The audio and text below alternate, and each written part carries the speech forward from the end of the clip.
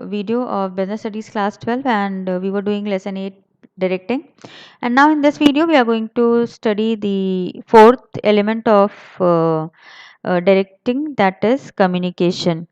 So what is communication? Communication is transfer of information from the sender to the receiver with the information being understood by the receiver. So first of all, communication is what means when something is transferred, and who is transferring the information? The person is known as sender, and the one who is getting the information is known as receiver. Okay, and not only sending and receiving, but the information should also be understood by the receiver. Clear? Like, I am communicating the lecture, I am the sender, you are receiving it, means the information is being received by you and it should also be understood by the receiver. So this is communication. So therefore, for communicating anything, there is the requirement of two person, one sender and the another one is receiver. Student, now let's see the elements of communication process, means what are the steps used in communication process. So these, as it is a process, so there will be step by step we have to go. So the very first thing in communication process, as I have already told you, that it is means two persons are required for communication. One is sender and the another one is receiver. The one who sent the message and the another, and there will be a receiver who receives the message. So the first step will be sender, then the message, whatever content idea one wants to communicate, encoding, media, decoding, receiver, feedback and noise. So let's see all these 8 steps one by one in full detail. So the very first step says sender, the person who conveys his thought or idea to the receiver. So means he is a person who is conveying the message to the receiver, and sender maybe means if we talk in terms of organization, a manager, speaker, anyone can be a sender, the one who is sending the message or thought. Then the message, that is idea, feeling, suggestion, order intended to be communicated, means whatever the content or subject matter of communication to be sent to the receiver, and it can involve anything, any idea, feeling. Clear? Then comes your encoding, the process of converting the message into communication symbols such as words, picture, etc. So this encoding is means this, in this step the sender he or she translate the message into words or symbol or any kind of drawing which he think that it will make the receiver understand the message, and it is known as encoding. Then comes your media, the path or channel through which message is transmitted to receiver.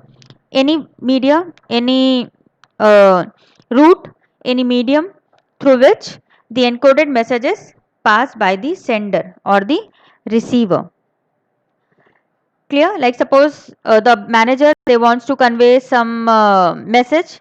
So the manager will be a sender, the person who convey his thought. Then the message, like suppose they will be meeting, or tomorrow I am going to take the meeting. So what is this? This is one suggestion which one means a kind of message the manager is sending. Then it is encoded in the language which the manager thinks that their subordinate will be easily understanding it. Then the media, like suppose through nowadays, because it is all people, they are very much means using of mobile and all is done. So maybe through text messages or through email the manager can send the message. So this is the media which the manager has adopted. Then after the media, what will happen? The converting encoded symbol of the sender. Like suppose student, even nowadays when me or you, we are using these mobile and all, so what we used to do, we used to use shortcuts, but we know that the receiver on the another end, the receiver can decode it, means the receiver can convert the message, translate the encoded message into the language which the receiver can understand. Like while using suppose I have to write down the word the, so instead of nowadays what we used to do, we just used to write one letter, we use one letter, and that is D. Okay, so It is means when I being a sender, I am doing it, I have encoded it, and now you being a receiver, when you are translating it according to you, it will, this D as THE, it is said to be decoding. Clear? Now means nowadays many such other words are used, like by saying WHY, we use only one letter, that is XYZ wala Y, isn't it? So this is decoding when receiver translated, and after translating means it has been adopted by the receiver. So receiver is a person who receives the communication of the sender. Okay, and means in other word, a receiver is a person for whom the message is sent, and the receiver may be a listener, a leader, anyone can be a receiver.